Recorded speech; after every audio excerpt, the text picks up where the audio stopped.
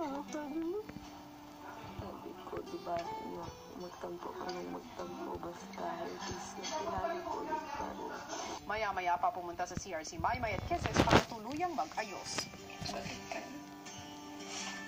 Nahihilo ka po? Pasensya. Dahil sa akin ganyan ka. Hindi mo deserve. Hindi mo adin ang buo.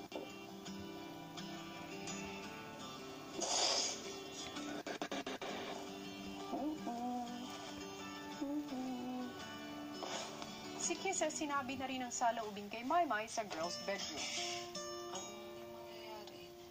Ganyan ako. Mali talaga.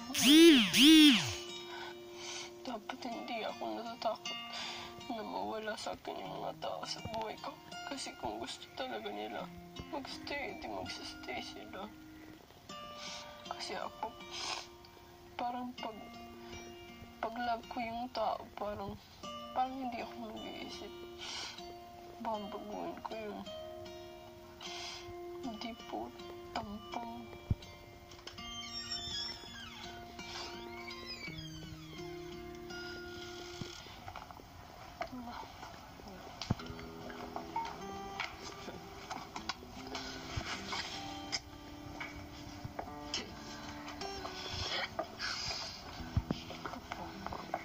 It's always good to have a true friend.